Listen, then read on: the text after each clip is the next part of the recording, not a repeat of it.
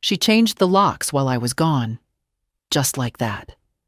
No warning, no call, no explanation. I stood on my porch, turning the key that no longer fit, listening to the quiet click of a deadbolt that answered more loudly than any words could. That lock said, "You're not welcome." That lock said, "This is no longer your home." But it was mine.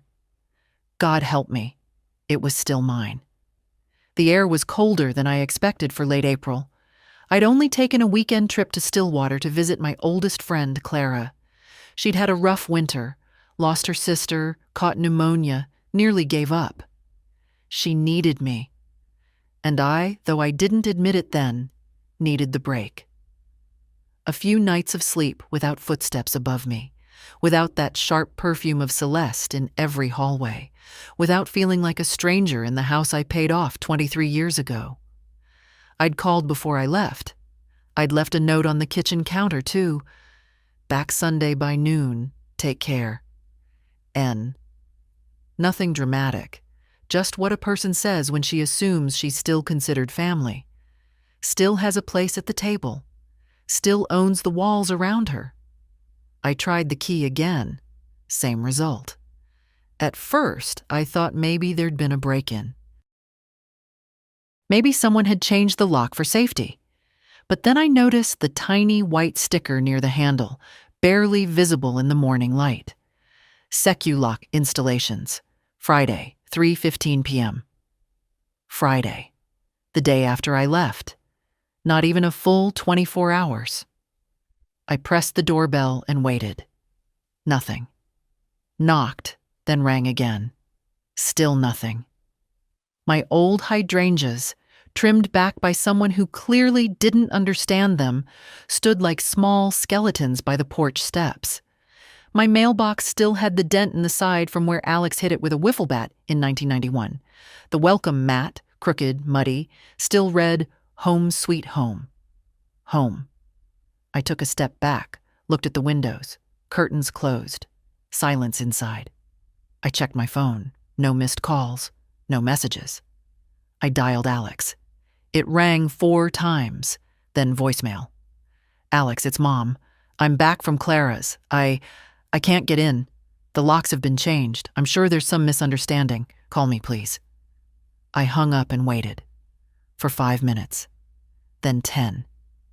Then I called again. Still nothing.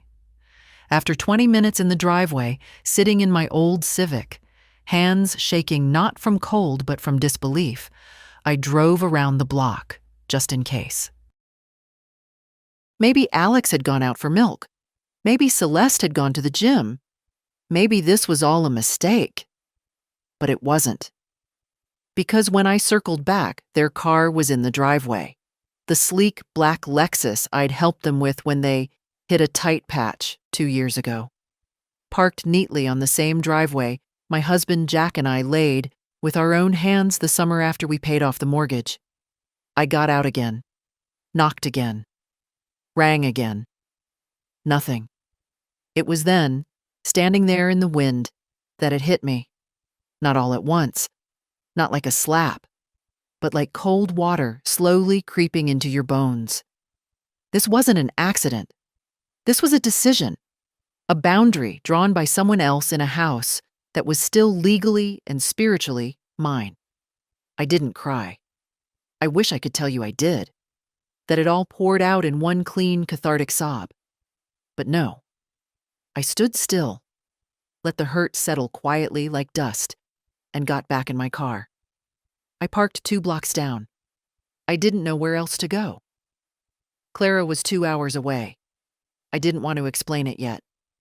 I didn't want anyone's voice telling me, "You have to fight this." Or worse, "I told you they'd try something like this." I needed time to think. That evening, I slept in the driver's seat, or tried to. My knees stiffened, my neck cramped.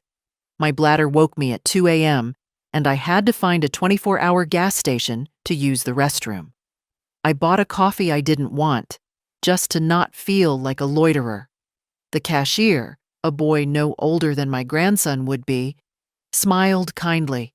I nearly burst into tears right there, just because someone saw me. By 6 a.m., I was parked again near the house. The sky was bruised pink and orange. Dew clung to the grass. And then the lights inside turned on. I watched through the windshield as Celeste stepped out onto the porch in a silk robe, sipping from the mug I got her last Christmas, the one that said Queen Bee. She glanced at the lawn, then back at the door, and disappeared inside. That was all I needed to see. Not rage, not even sadness, just finality and clarity. I drove away without touching my phone, but I knew what I was going to do. The house had never been big. 3 bedrooms, 1.5 baths, low ceilings, popcorn walls I never got around to scraping, but it held more life than most mansions I'd ever seen. We bought it in 1974, Jack and I, with barely enough for a down payment and a toddler on my hip. It had avocado green appliances and rust in the tub, but the backyard faced west, and the maple in the front yard lit up gold every fall. That was enough for me. Jack died on the porch. I don't mean that poetically. He died there, on a Tuesday, during his second cup of coffee.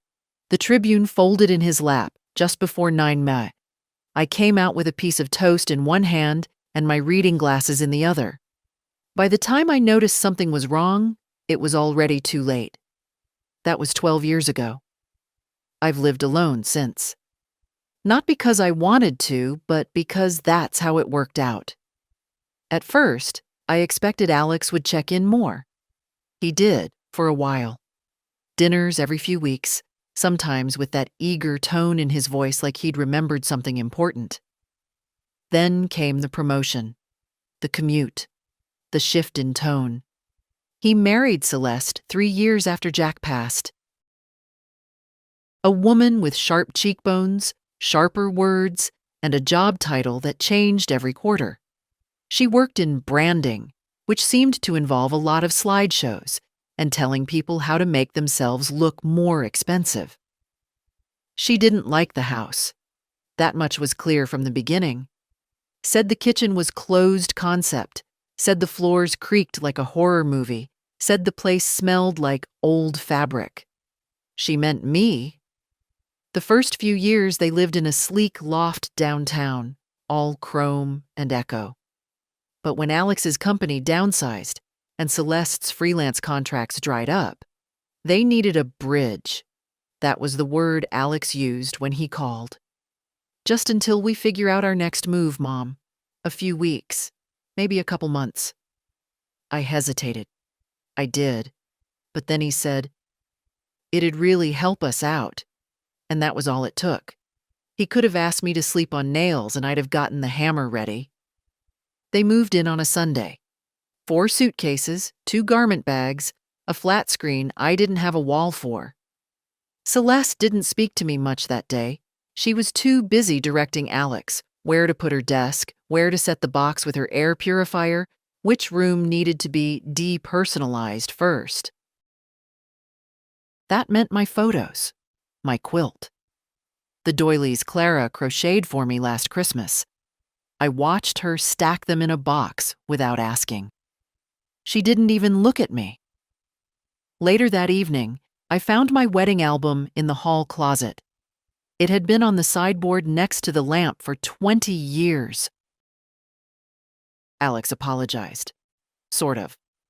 She's just trying to make it feel livable, he said, scratching the back of his neck. It was already livable, I said. He smiled tightly. Yeah, but, modern. That was the start. In the first week, they rearranged the living room. In the second, they replaced my coffee maker. By the third, I no longer kept milk in the fridge because Celeste was plant-based and said the smell bothered her. I began to feel like a tenant in my own house. No, not even a tenant. A guest. She called me Nancy, not Mom. not even Mrs. Tanner. Just Nancy. Like I was the neighbor who let the dog bark too long. When I brought it up to Alex, he waved it off.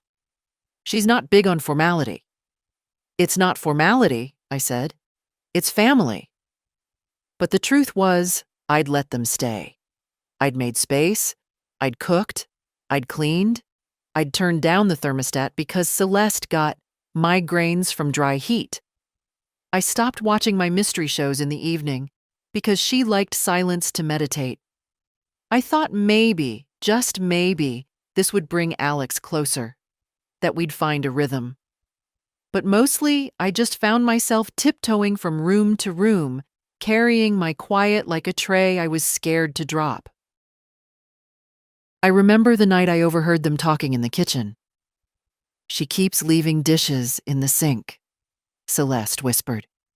"She's used to her own way," Alex mumbled back. "It's cluttered. It's bad energy."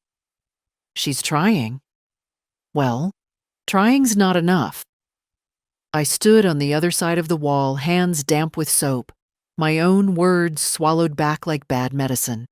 I didn't sleep much after that. But still, I stayed.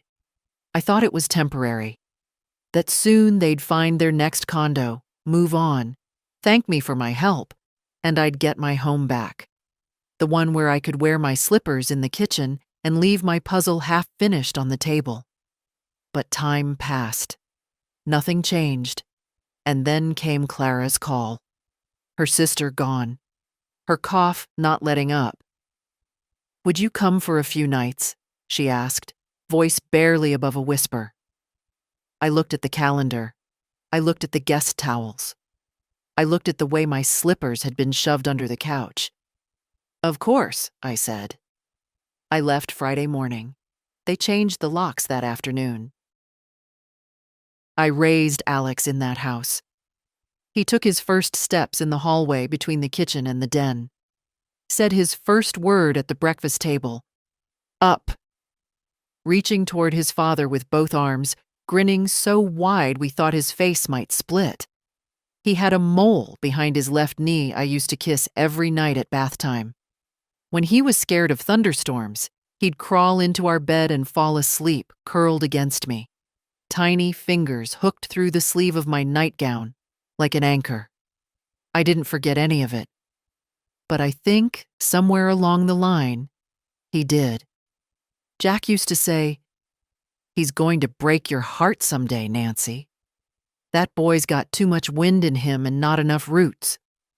I'd laugh, swat him with a dish towel, tell him not to say such things. "He loves us," I'd say. "He loves what we give him," Jack would reply. "One day, you'll see the difference." The first time I saw that difference was the day Alex turned 25 and brought Celeste to Sunday dinner. She didn't offer to help with the dishes. She didn't ask about Jack's garden or the new curtains I'd just sewn. She didn't look at the old photographs on the wall.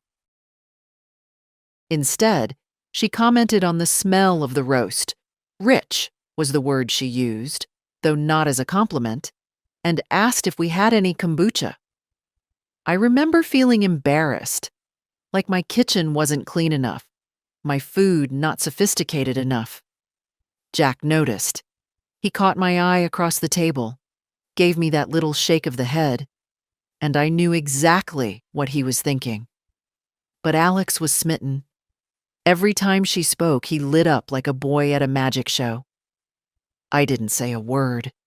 I didn't want to be the mother who judged too fast. I thought maybe she just needed time. She got plenty. They got married in a barn outside Minneapolis. Lavender tablecloths, violin quartet, mason jars hanging from trees like we were all extras in a lifestyle blog. I wore the blue dress I'd saved for something special. Sat next to Jack's empty chair and smiled until my cheeks hurt. They didn't ask for money, not directly. But 2 months before the wedding, Alex came over with a folder and a look he only used when he wanted something. "Just a little help," he said, "to ease the stress." $10,000. I didn't even hesitate. Jack would have called it soft-headedness. I called it motherhood.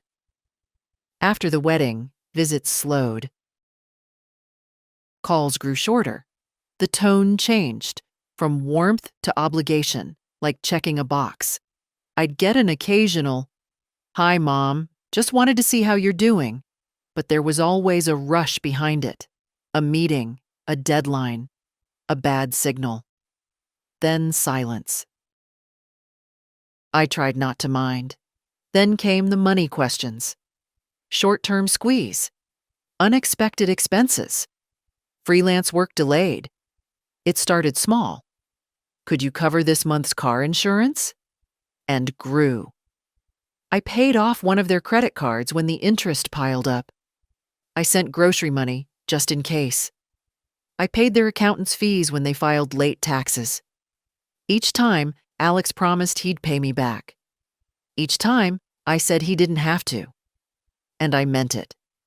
What I didn't say was, I hoped, secretly, that my help would mean something, that maybe it would bring him closer, that maybe, one day, he'd say, "Thank you, Mom, for everything." Instead, what I got was this. A lock changed on the home where I taught him to walk. A silent house on a Sunday afternoon. A voicemail that never got returned. And a woman who never wanted me there to begin with.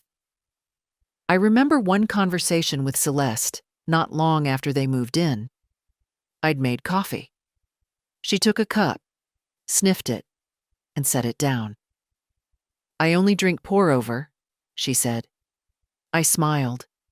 "I can make tea if you'd rather." She looked me over, that subtle glance women use to measure one another without kindness. "You know, Nancy, no offense, but this place feels stuck." "Stuck?" "Yeah, like frozen in time. You've lived here how long?" 47 years. "Exactly." She smiled like she'd made a point. I looked around. The lace curtains, the worn hardwood, the cross-stitch on the wall that said, "Love grows best in little houses." Yes, maybe it was stuck. But it was mine. I didn't say any of that. Instead, I nodded. "I suppose it does feel that way." What I wanted to say, what I should have said, was, "Of course it feels like time stopped here. Because the best parts of my life happened within these walls, and I never needed anything more." But I held my tongue. Again. Because I didn't want to make things harder for Alex. Because I thought maybe she'd soften. Maybe she'd come around. Maybe she'd see I wasn't a threat. That I only wanted to be treated like a person. Instead, I got locked out like a tenant behind on rent. And the worst part wasn't that she did it. It was that he let her. The first night they moved in, I made a lasagna. It's silly what sticks with you. How much cheese you used, what time you pulled it from the oven, how you set the table with cloth napkins like it was Sunday, even though it was Tuesday. I even lit a candle. I wanted it to feel like a family again. Celeste took one bite, pushed her plate slightly away, and asked if there were gluten-free options. Alex didn't say anything. Just poured her a glass of water and started talking about the stock market, like nothing had happened. That should have been my sign. But when your child moves back in, no matter how grown they are, a part of you thinks it's a second chance. A chance to be needed again, to sit with them at breakfast, to hear about their day, even if it's only for a while. "It's just temporary," Alex kept saying, "until we figure things out." But temporary stretched into weeks, and weeks into months, and bit by bit, the lines of who belonged where started to blur, and then disappear entirely. At first, I moved my things to make space. I cleared 2 drawers in the guest room, thinking it polite. Then they asked if they could use the master bedroom. "Just for a while, Mom. The light's better in there and it's closer to the bathroom." I agreed. It was the room where Jack and I had spent 38 years, but I didn't make a fuss. I told myself it didn't matter. Told myself it was just walls. Next, it was the pantry. Then the closet. Then the bookshelf. Celeste had books with white covers and gold letters. Minimalist, she called them. Mine were dog-eared, with spines cracked from love. She asked if we could tuck those away. Which ones? Just the ones that don't match the aesthetic. She meant all of them. I boxed them up and put them in the attic. The kitchen followed.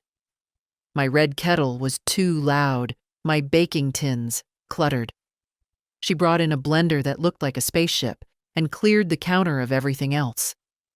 I found my utensils in a box labeled "Donate." Still, I said nothing. There was a moment I'll never forget. Small, quick, a pinprick that kept bleeding.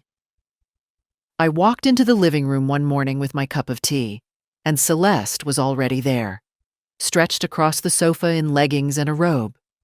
She didn't look up. "Do you mind knocking?" she said. "Knocking?" "Before entering. This is the living room." "I know," she said, flicking through her phone, "but I'm meditating." I stood there, blinking, the heat from my tea fading fast.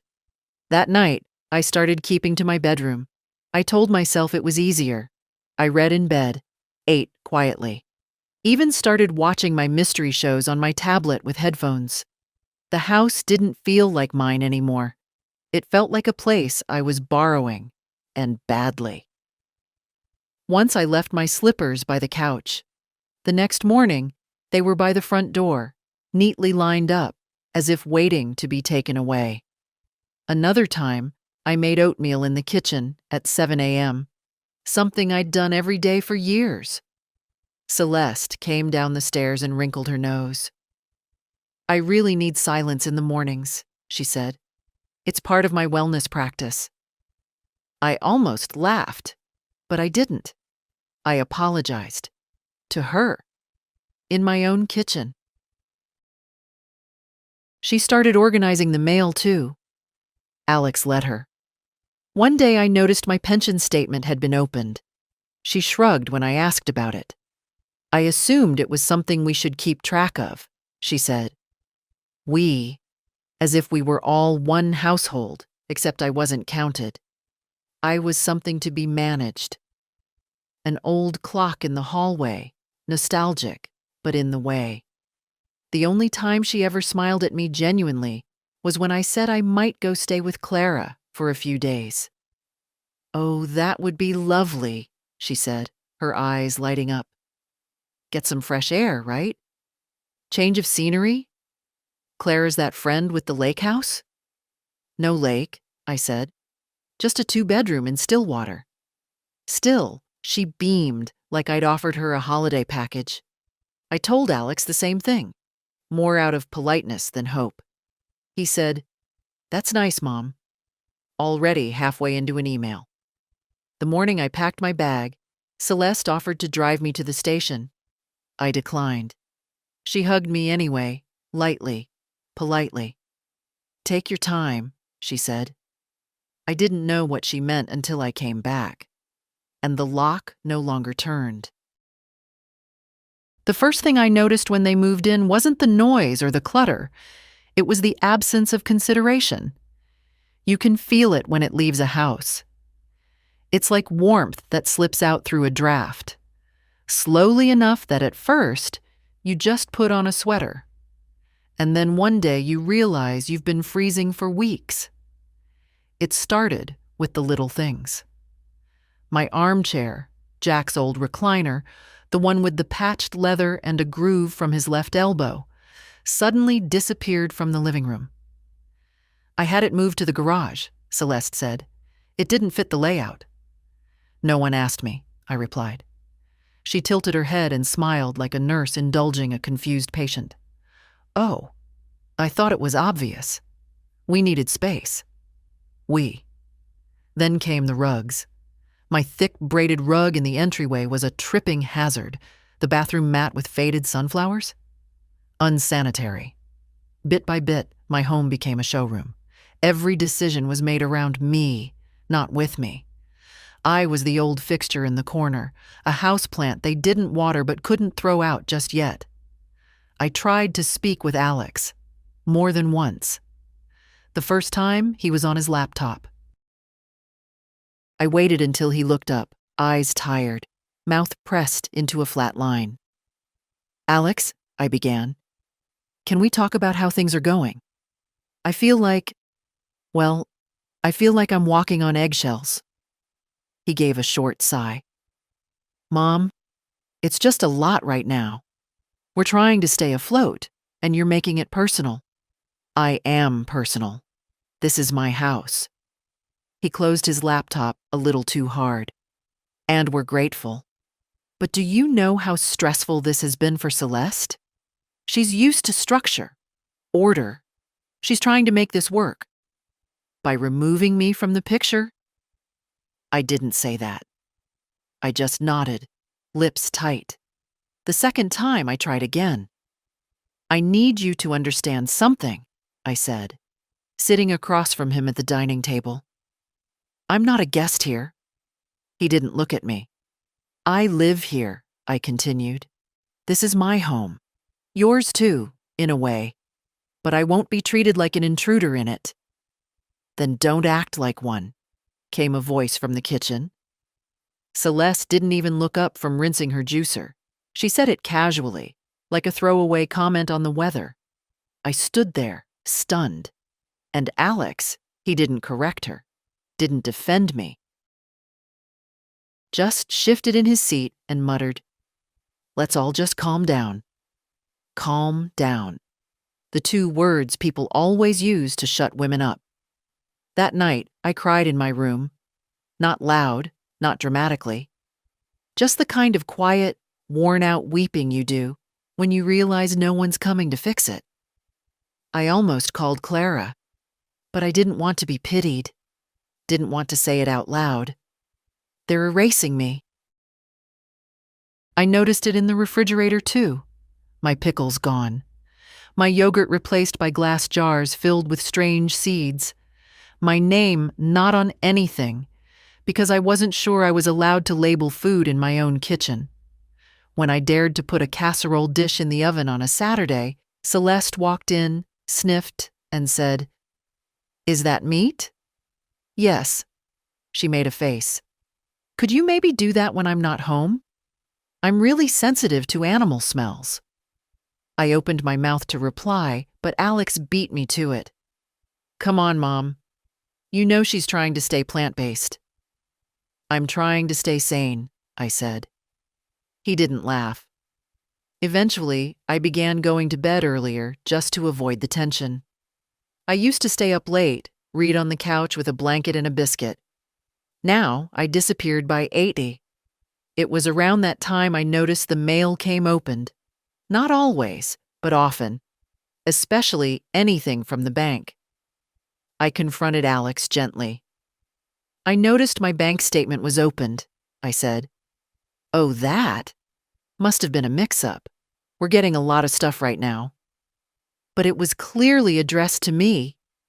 He waved a hand. "Don't worry about it, Mom." I started keeping my financial papers in a box in my closet. I suppose I could have drawn a harder line earlier, raised my voice, set rules. But part of me still believed that if I just waited long enough, he'd remember. Remember who I was to him, what I'd done for him, how many nights I stayed up with him when he had asthma, how I skipped meals so he could have lunch money. Instead, he told me to not take things so personally. And then, one morning, I overheard something from the hallway, something not meant for me. Celeste, speaking low on the phone. "She won't be here next week. I'll get the locksmith in on Friday." Pause. "No, she won't fight it. She's too passive." Another pause. "I just want this house to feel like ours already." I stood frozen, breath shallow, my heart pounding like it was trying to warn me. "You heard right. That afternoon, I packed my overnight bag for Stillwater. And for the first time in weeks, I smiled. Because they thought they knew me.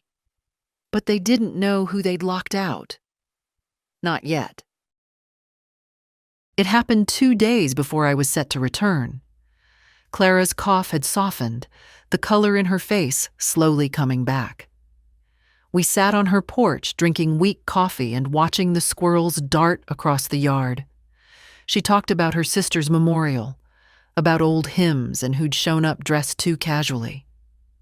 I listened. I nodded. But my mind kept drifting back to St. Paul, to the maple tree in front of my house, to the sound of my floors under feet that weren't mine. I'd been gone 5 days. I left behind a stocked fridge, folded towels, and a note with my return date. No threats, no warnings, no locked doors. But they hadn't waited. They hadn't even called. I didn't say anything to Clara. Not at first. But that night, over dinner, I let it slip. I think they're planning to change the locks while I'm gone, I said, carefully buttering my bread. My voice was steady, but my chest felt tight. Clara paused, knife midair. You think? I heard her on the phone. Clara put her knife down slowly. Nancy. It's fine, I said quickly, as if by saying it fast enough I could make it true. I'm sure it's just talk. She gets dramatic. Your son's wife is dramatic. Your son is not. If he goes along with this, he's not ignorant. He's complicit. That word hit hard. Complicit. We didn't speak for a while. The silence between us wasn't awkward. It was old, worn in, like comfortable shoes. You're going back Sunday? She finally asked. I nodded. Before noon. She didn't push. She just passed me the salad and asked if I wanted more vinaigrette. That's what real friends do. I woke early Sunday, heart already racing. The drive was 2 hours, but I made it in 90 minutes, my fingers clenched tight around the wheel. I pulled into the neighborhood and noticed nothing had changed. Same cars on the street, same wind chimes down the block, the same red tulips pushing through the earth in Mrs. Kaminsky's yard. And then I saw it. My house. And the sign. Secu-lock installations, Friday, 3:15 p.m. The door handle gleamed, new, silver, wrong. I stepped onto the porch, my key in hand, and turned it. Nothing. It didn't even budge. At first I felt disbelief, then confusion, then something worse. Calm. Not the good kind. The kind that creeps in when your body's too tired to panic. When your brain starts sorting the betrayal into little folders, trying to label them quickly enough to stay upright. I knocked. No answer. I rang. No answer. Their car was in the driveway. I was locked out of my home, and they were inside. I stood there for several minutes, just listening for footsteps, the creak of the stairs, maybe even laughter. But the house was silent. Still. I walked back to my car and sat behind the wheel, not ready to drive. I checked my phone, no calls, no texts. I tried Alex, straight to voicemail. I didn't cry, not even a single tear. I just stared out the windshield, remembering the first time Jack and I saw this house. We were both in our 20s, Alex still in diapers. The real estate agent had said, "It's a little outdated, but with the right touch." And Jack had laughed and said, "We're the right touch." We were. We made that house a home. And now I wasn't even welcomed across the threshold. At 6 p.m., when the sun dipped low and the porch light flickered on automatically, I drove away. But not far. I parked 2 blocks down. I slept in the car that night, wrapped in the old travel blanket I kept in the back seat, a bottle of water by my side. I used the gas station bathroom in the early hours and bought a coffee just so they wouldn't ask questions. The clerk looked at me kindly. I must have looked like something out of a story he didn't want to hear.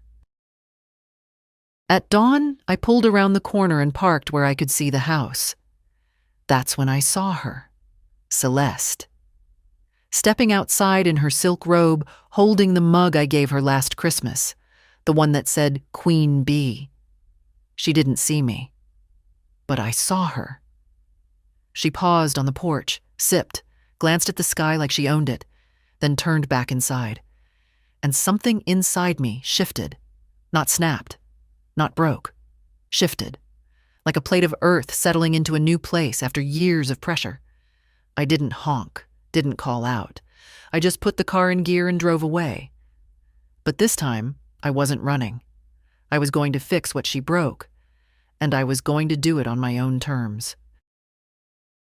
The locksmith's name was Ernie, and he used to fix our screen doors back in the day. Short man, always wore suspenders, and smelled like pipe tobacco even after he quit. Jack liked him, said he charged fair, and never asked unnecessary questions. That's exactly what I needed.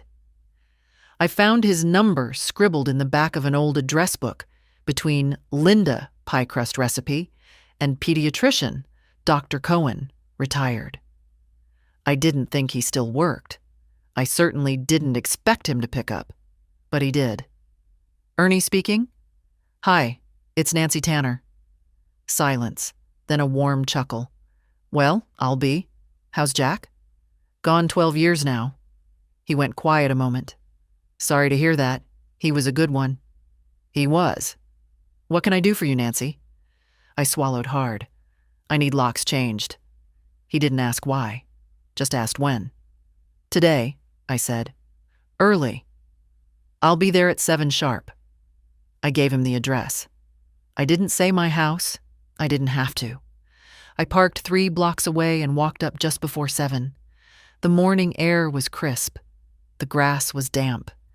My knees ached like they always did when the weather turned, but I stood tall. Ernie was already waiting by the porch, toolbox in hand. Looks different, he said, nodding at the new handle. Not your style. It's not, I replied. He didn't smile, just went to work.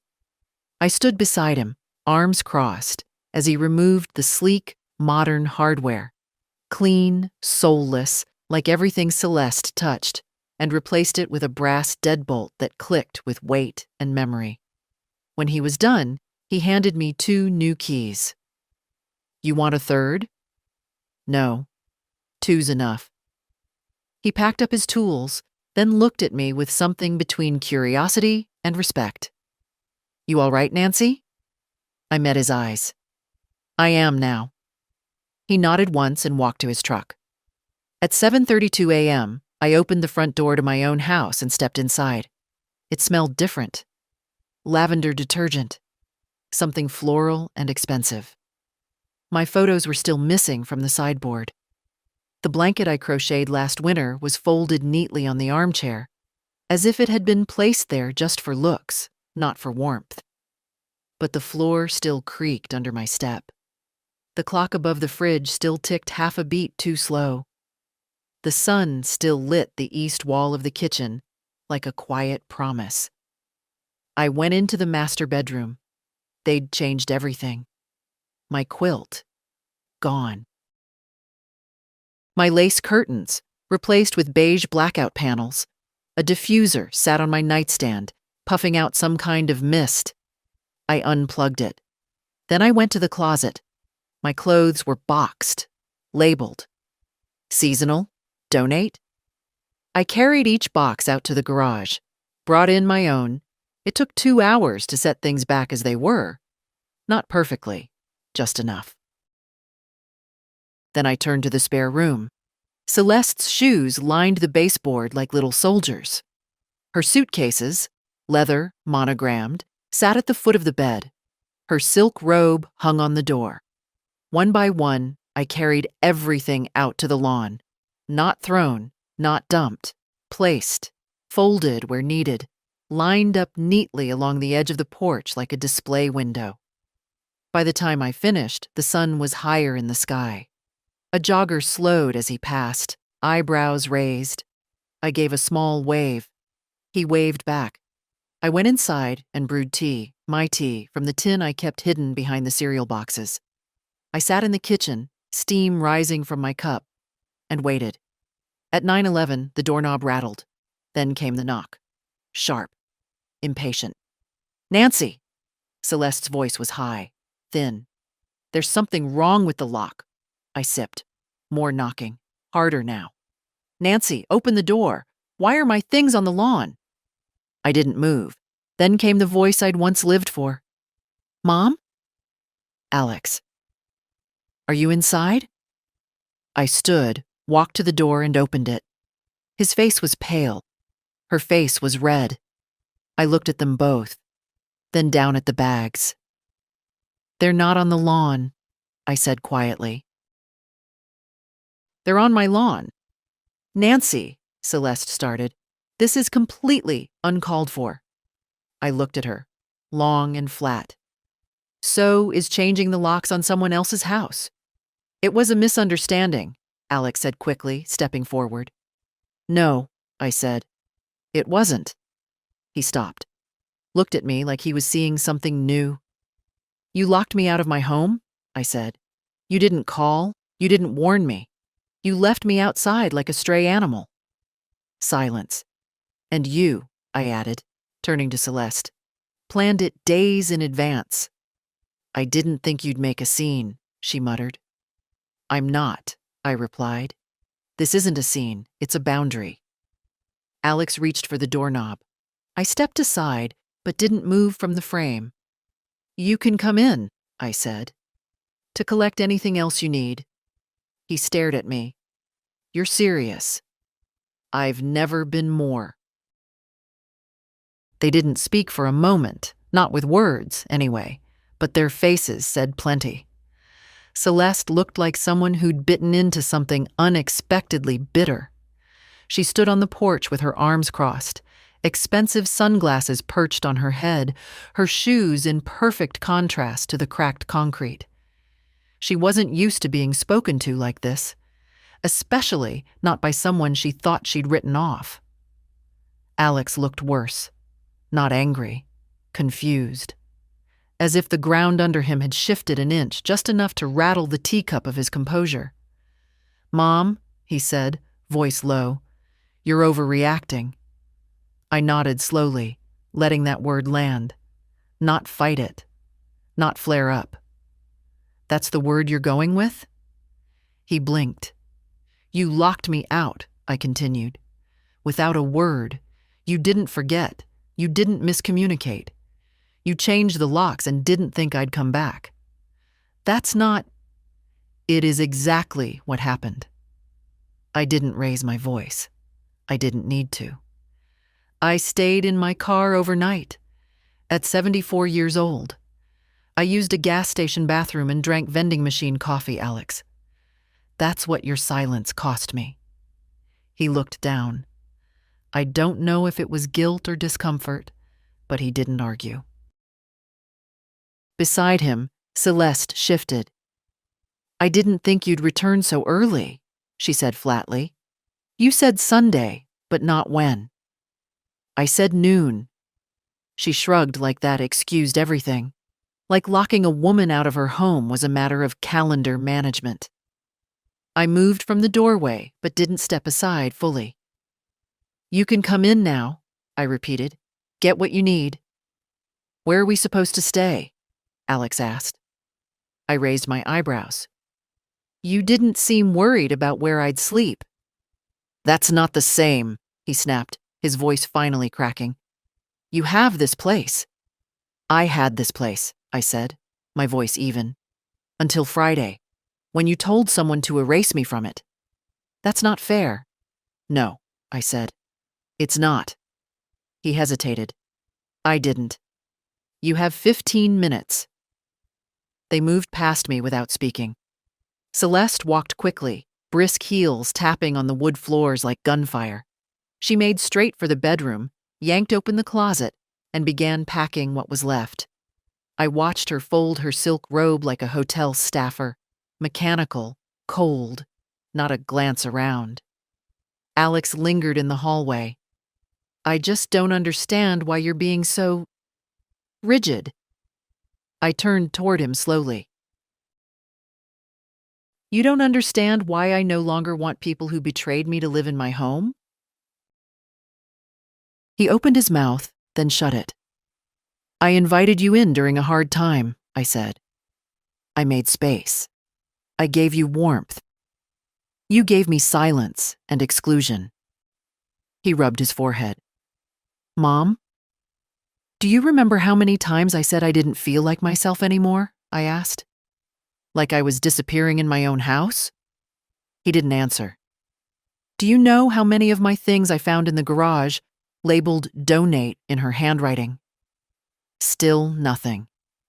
You said nothing, Alex. Over and over again, that silence, that was your choice. The minutes passed in awkward shuffling and quiet zippers. Celeste barely glanced up as she packed. Her cosmetic bag, her diffuser, her box of supplements, carefully collected like a museum exhibit returning to storage. They came back down the stairs, each with a suitcase in hand. I'll send someone for the rest, she said.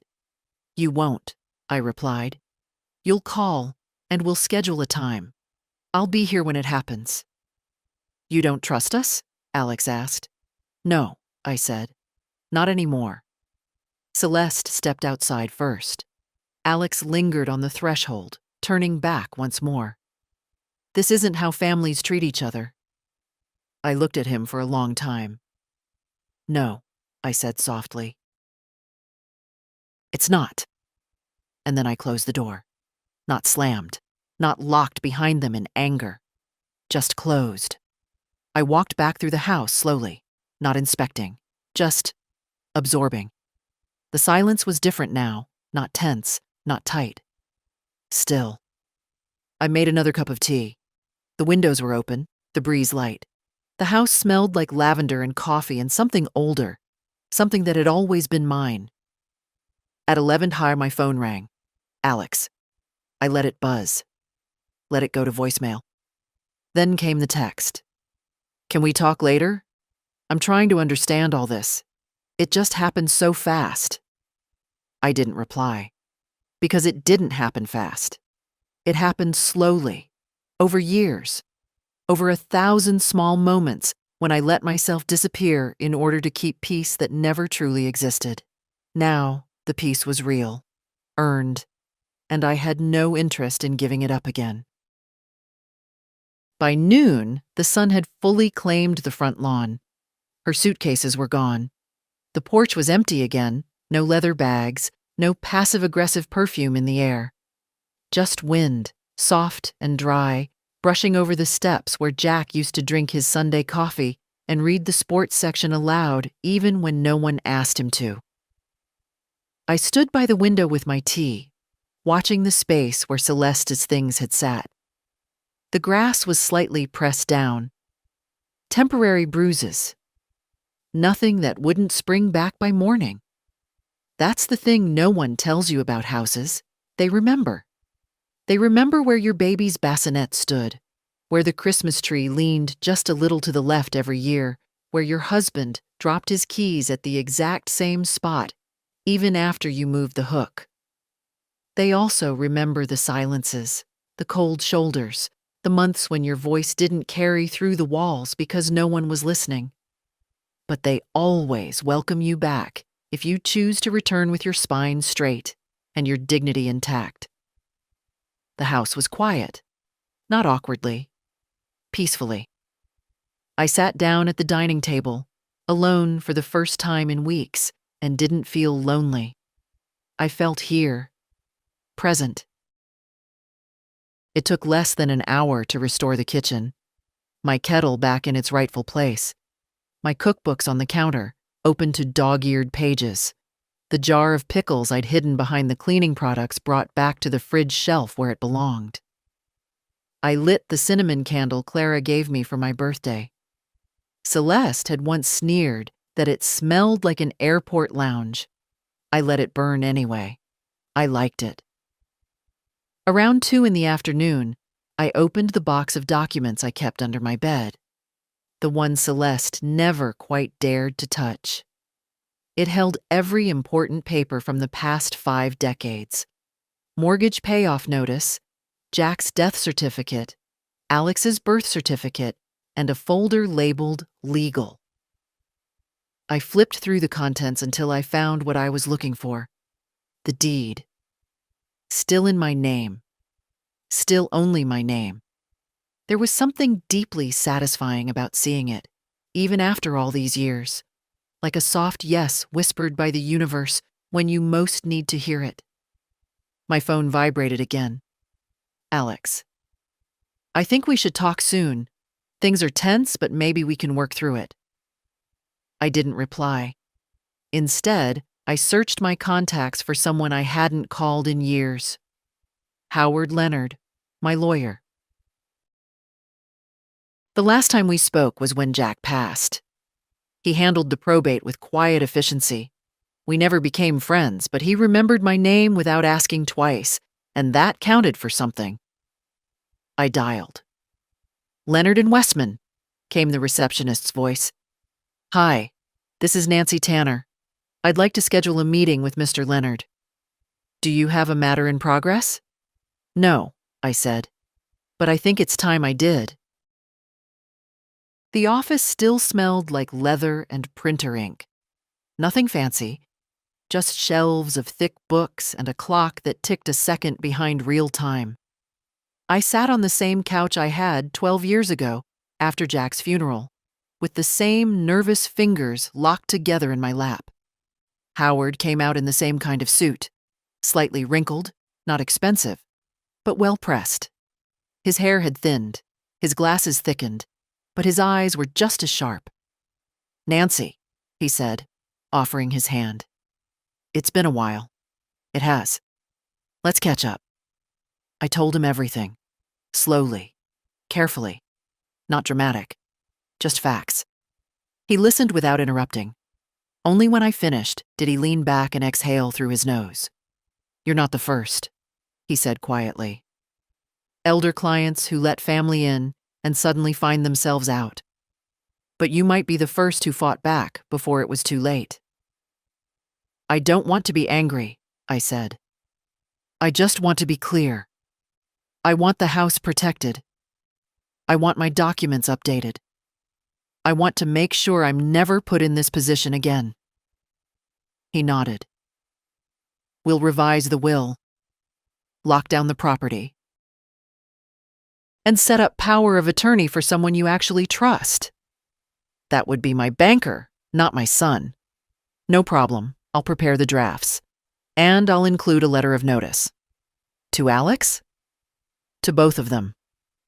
I want it quiet, I said. No threats, just facts. They'll know I'm done. He nodded again.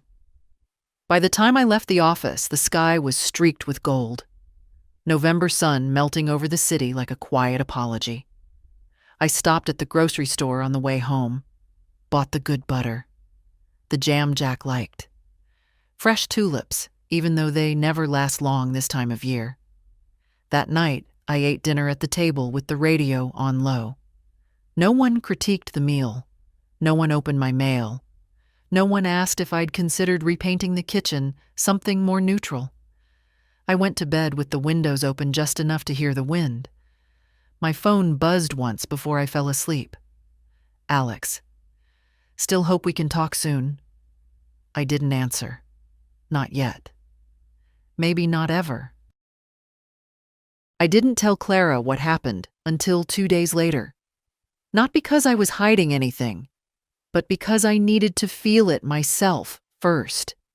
To sit in the silence and know it wasn't going to turn on me. To walk from one end of my house to the other without someone sighing behind me. To make toast at 6 in the morning and not feel guilty for the sound. When I called her, she answered on the first ring. Well? She asked. No greeting. Just that one word, stretched with concern. They're gone, I said. A beat of silence. Gone where? Don't know, don't care. She let out a sound halfway between relief and disbelief. You actually did it. I did. You changed the locks back? Yes. You put her things on the lawn? Every last pair of overpriced shoes. Oh, honey, she whispered. You finally stopped asking for permission to be the owner of your own life. I didn't say anything. My throat tightened too fast. You want me to come over? She asked. No, I need to be here alone for a while. She understood. Of course she did. We all reach an age where silence stops being lonely and starts being a shield. After we hung up, I walked through the house with a pad and pen. Not to clean, not to rearrange, but to reclaim. What had been pushed out? What needed fixing? I listed everything that felt off. Curtains still in her style. The coffee table books that didn't belong to me. That sleek, gold-framed mirror near the stairs that never reflected anything true. I made piles. One for donation, one for trash. One for burning, though I didn't follow through. The matches stayed in the drawer. Around noon, I opened the hall closet and saw something that stopped me cold. My wedding album, still boxed, tucked under a stack of neutral throw pillows. I'd almost forgotten what it looked like. I pulled it out gently and sat cross-legged on the rug. The plastic cover was slightly scuffed. The pages smelled faintly of time, dust, paper, air that had been waiting. Jack looked so young, his tie crooked, my veil uneven. We looked nervous and in love and real. There was a photo I'd always liked, us laughing, unposed. Alex was 3, hiding behind my dress. I stared at it longer than the rest. What had I missed? When had the closeness slipped away? Was it always going to turn like this? Or had I handed them the knife one politeness at a time? That evening, there was a knock at the door. Not hard, not rushed. Almost hopeful. I knew who it was before I even stood up. Alex. Through the window I could see him. Alone. No Celeste in sight. Just him, in a jacket too light for the weather, holding something in his hand. A paper bag. I opened the door, but didn't invite him in. Hi, he said. Hi. I brought your favorite. The lemon bars from Carmichael's. I didn't move. They're fresh. You think dessert's going to fix this? He winced. No, I just thought, I don't know. Maybe it'd be a start.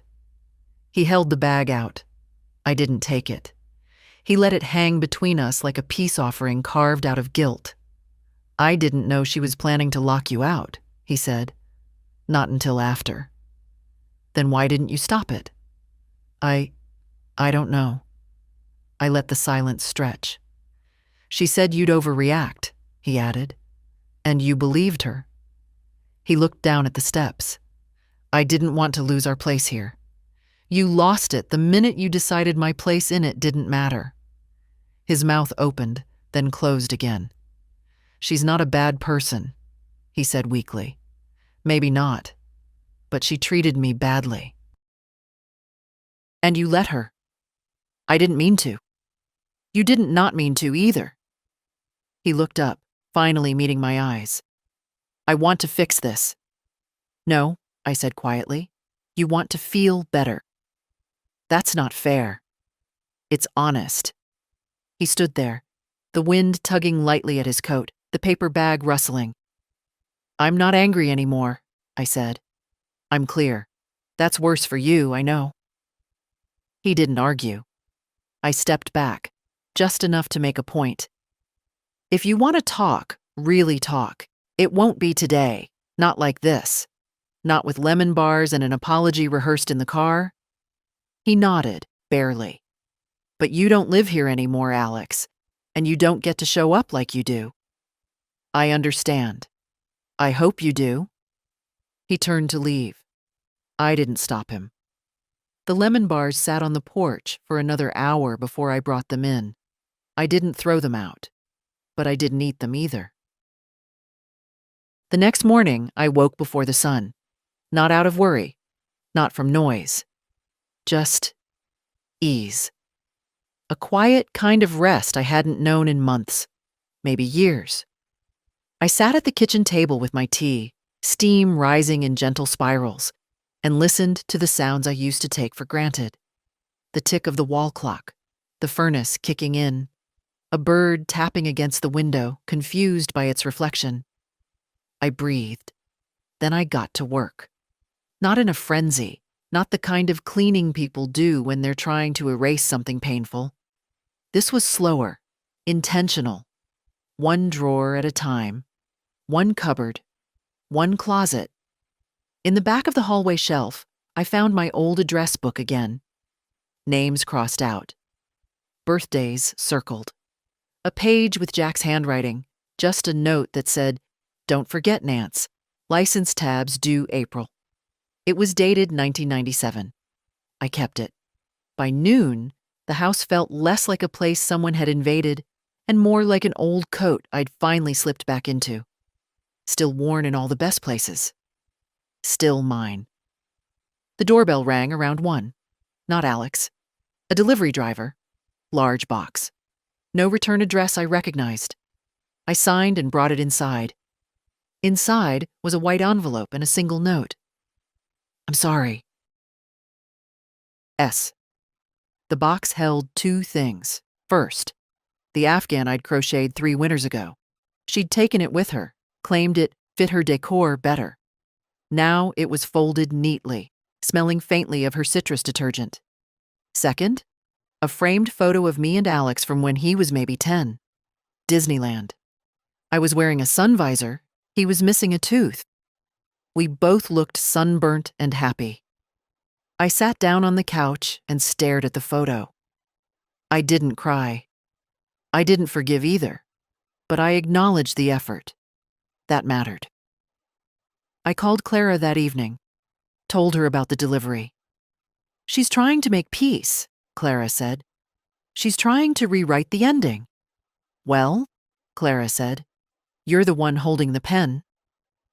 That night, I started drafting my new will, not out of spite, out of clarity. The house stays with me. It always did. But now it stays in writing, protected from sweet words and slow betrayals, the kind that come not with fists, but with silence and erasure. I didn't cut Alex out. I'm not made of ice. But I changed the terms. The house is no longer something he's entitled to. It's something he may be offered, if he shows he understands what it meant to me. If not, it will go elsewhere. Maybe to the shelter I volunteer at. Maybe to the church that helped Clara through her sister's illness. Maybe to someone who sees it for what it is, a place built on love, not entitlement. Howard, my lawyer, supported the changes. "You'd be surprised," he said, looking over the papers. "Most people wait until it's too late to reclaim their lives. I waited long enough," I said. He nodded. "You want to include a letter?" "No," I said. "I think they've heard enough from me." The next few days passed without incident. No calls, no knocks, just silence. But it was a different kind now. Not tense, not bitter, just clean. I found myself humming while sweeping the porch. I caught the light better in the mirror when I put my earrings in. I even went out to the garden and trimmed the hydrangeas the way I used to before someone else told me I was doing it wrong. A neighbor waved. "You're out early." "Trying to beat the frost," I said. He smiled. "Glad to see you around more." So was I. The freedom didn't feel loud or flashy. It wasn't a parade. It was a quiet yes in my chest, a stillness in my bones. That night, I sat on the porch with a book. The sun dipped behind the roof lines. I pulled the Afghan over my knees, mine again, and turned the pages slowly. At one point, I looked up, just in time to see a car slow in front of the house. Alex's. He didn't stop, didn't park, just looked. I looked back, and then I turned the page. I didn't hear from him for a week after that drive-by. Not a text, not a call. No soft knocking at the door pretending it was all a misunderstanding. I knew he saw me. I saw the way his eyes flicked to the porch, just long enough to register I was there before he looked away. Like someone checking a window for rain and pretending they're not already soaked. I didn't wave. I didn't smile. I didn't chase. And he didn't come back. I wish I could say I didn't think about it, but I did. Late at night, when the house got too quiet, when I'd pour myself a second cup of tea just to hold something warm, I'd wonder if he regretted it, if he saw how far off the path he'd wandered, if he knew how long it would take to walk back. But every time I caught myself hoping, I'd remember the sound of my own key failing in the lock, the cold metal, the way the door stood firm against me, like a stranger's back. That was what they gave me. And I couldn't forget it just because he might finally be sorry. Howard sent the finalized documents on a Thursday. Heavy envelope. Clean lines. My name, clear and centered. I opened it on the kitchen table, just like I'd once opened birthday cards and baby books and property tax notices. It felt different, not heavy, solid. The house was now protected by every letter of the law, not just sentiment, not just assumption. I'd made sure of it. I signed the final pages, slid them back into the prepaid envelope, and sealed it shut. When I dropped it into the mailbox, I felt no triumph, just steadiness, like locking a door before bed. Routine, essential, done. Saturday morning, the phone rang, the landline. No one uses that line anymore except the doctor's office and political volunteers around election season. But it was Alex. His voice was careful. "Hi, Mom." "Hello? I was wondering if we could sit down, just the two of us." "About what?" He hesitated. "Everything." I let that hang a moment. Then I said, "You can come Sunday, at 3, 1 hour. You're serious?" "I'm clear." He paused again. "Thank you." I hung up before he could say anything else. Sunday came brisk and gray. I baked cornbread, not for him, for me. I always make cornbread when I need to feel grounded. The smell of it reminds me of autumns when Jack used to bring in damp firewood and leave wet footprints by the back door. At 2:55, I made tea. At 3:02, he knocked. I didn't make him wait. He stepped inside like a man unsure of his welcome, not just cautious, soft, shoulders drawn in, hands empty, eyes tired. "Can I sit?" I nodded toward the armchair, not the couch. He caught that. We sat in silence for a moment, just long enough for the clock in the hallway to chime 1/2 the hour. "I've been thinking," he began. "That's good." He didn't smile. Everything that happened, it wasn't just her. I said nothing. She has strong ideas. She pushes. But I didn't stop her, and that's on me. I still said nothing. I let her talk me into things. Told myself it was easier. Told myself you'd forgive it. I looked at him then. Really looked. Not at the boy I raised. Not at the teenager who slammed doors. Not at the man in a rented tuxedo on his wedding day. Just him, as he was. Flawed. Faltering. Maybe finally honest. "I didn't want to need your house," he said. I felt embarrassed, like I failed. "And so you tried to erase the reminder that it was mine." He winced. "I didn't think of it that way." "No," I said. "You didn't think at all." Another long pause. I want to fix things, he said. Fix? I asked quietly. Or smooth over? He closed his eyes for a second. You're right to be angry. I'm not angry. His brow furrowed.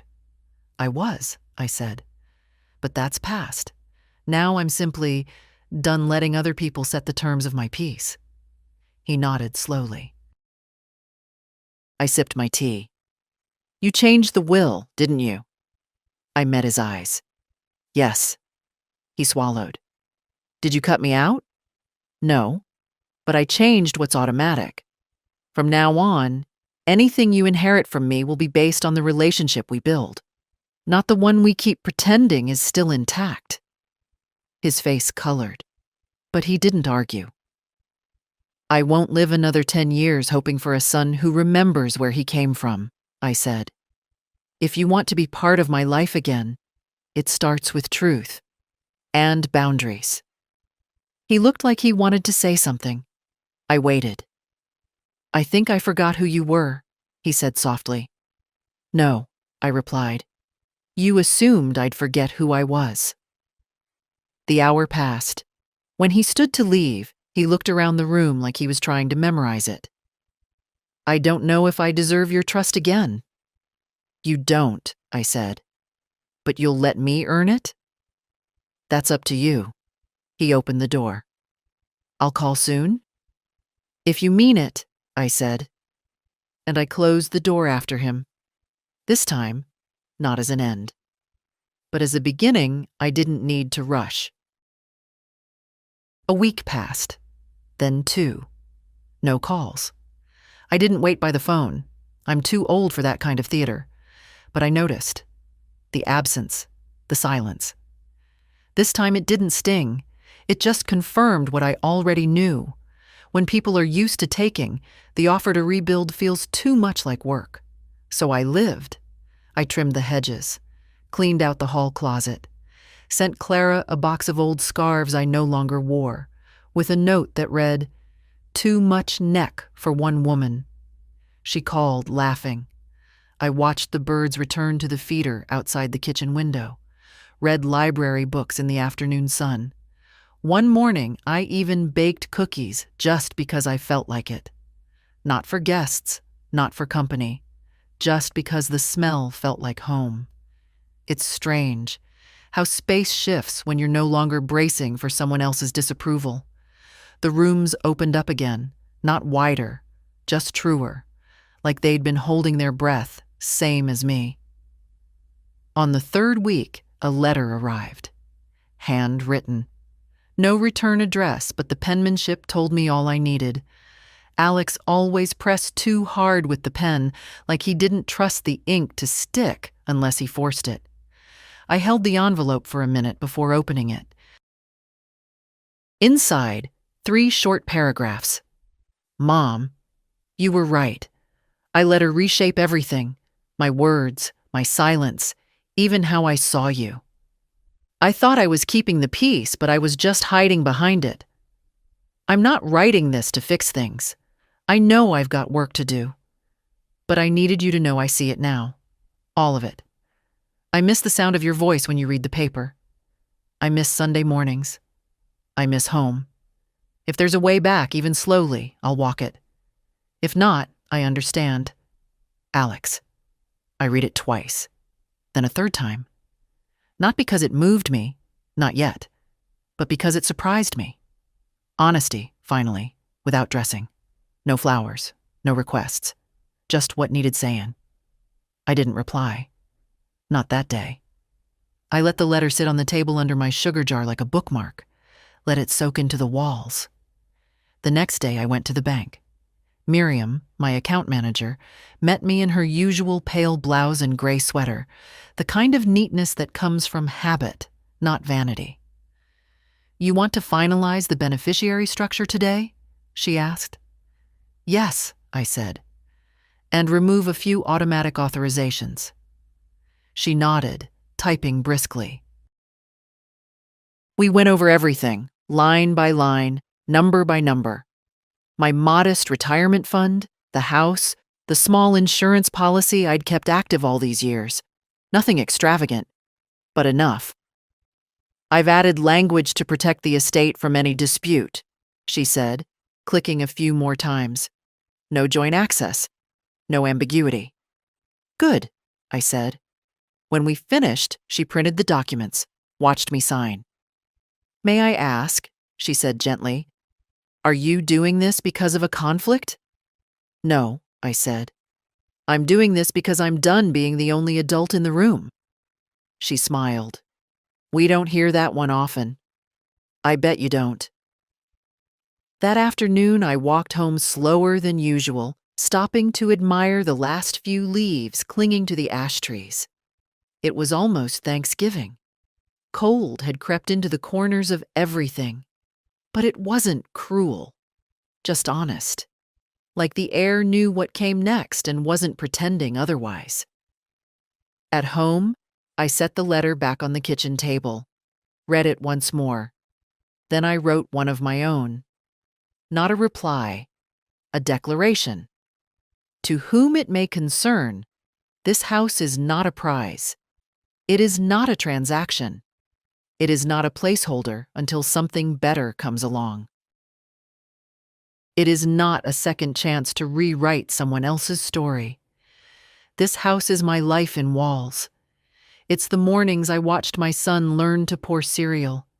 It's the nights I sat beside my husband while his breathing changed. It's the floor I swept with tired hands and the door I painted twice with a brush that kept shedding bristles. If you are reading this because I am gone, know that what you stand in is not just wood and wiring. It is memory. It is love that was tested and survived. And if you are reading this because I have chosen not to let you back in, know that it was not anger that closed the door.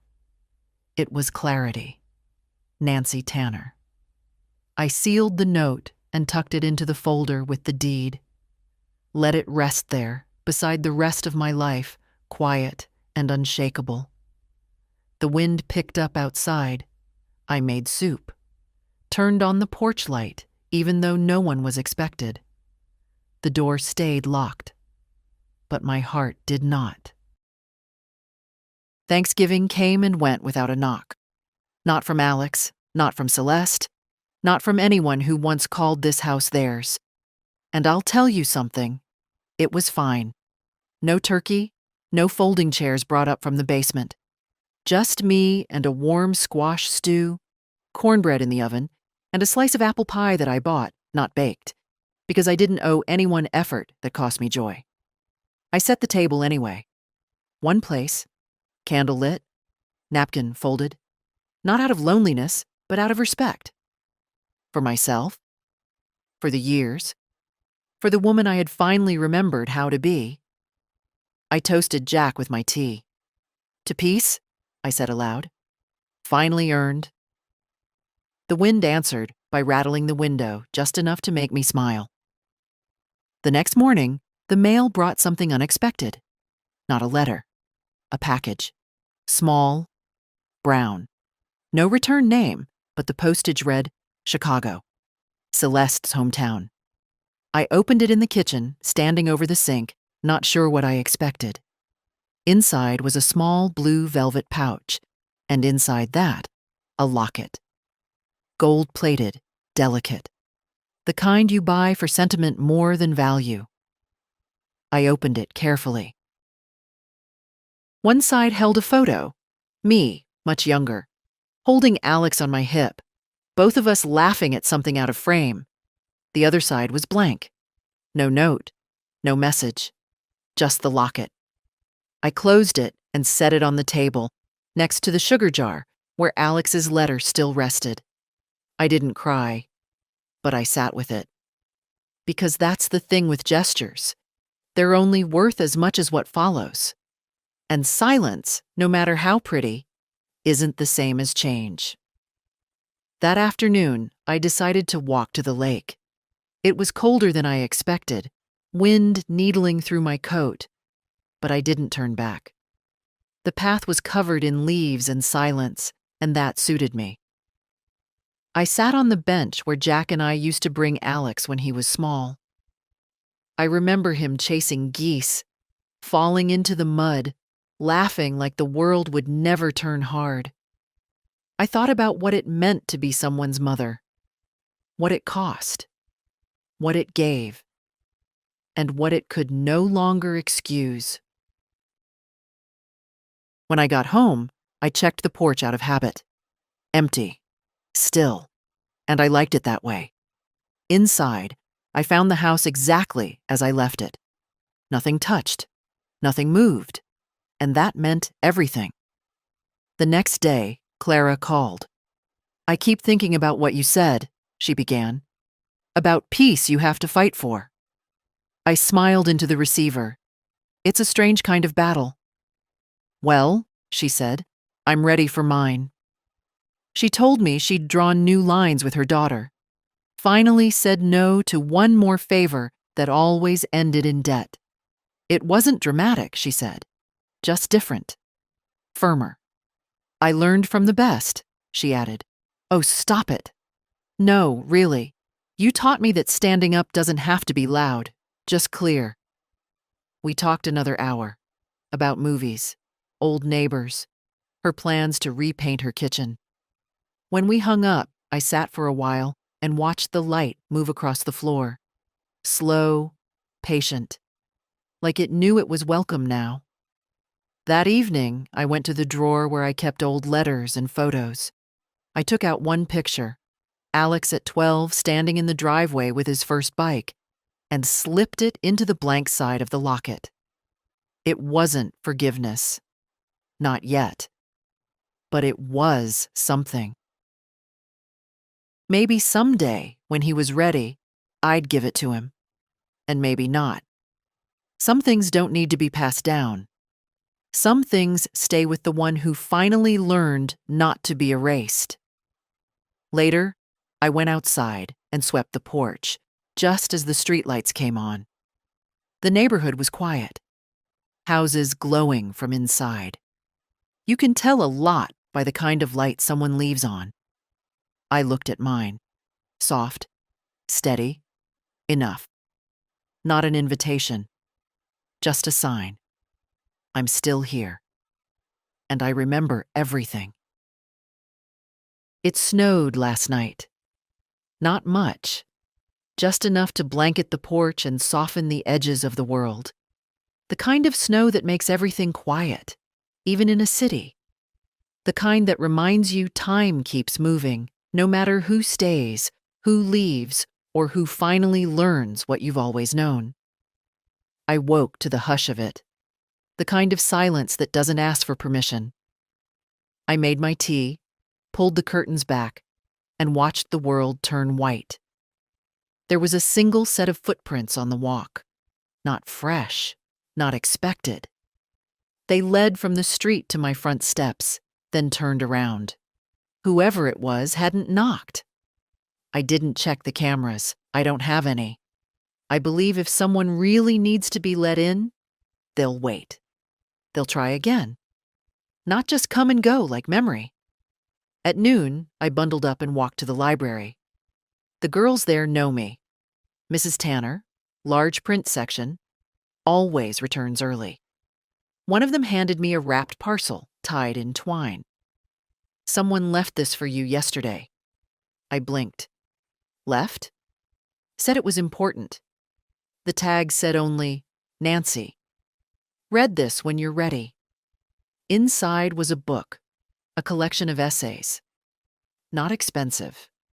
Well read. The spine had been opened wide, corners bent, notes scribbled in the margins. On the first page, in the top right corner, was handwriting I recognized. Alex's. I marked the ones that reminded me of you. I thought maybe if I couldn't find the right words myself, someone else already had. There was no signature. Just that. I didn't open it. Not then. I tucked it under my arm and walked home through the snow. Back at the house, I put the kettle on. Set the book beside the chair. Sat for a long time just looking out the window. And then I opened it. One essay was circled twice.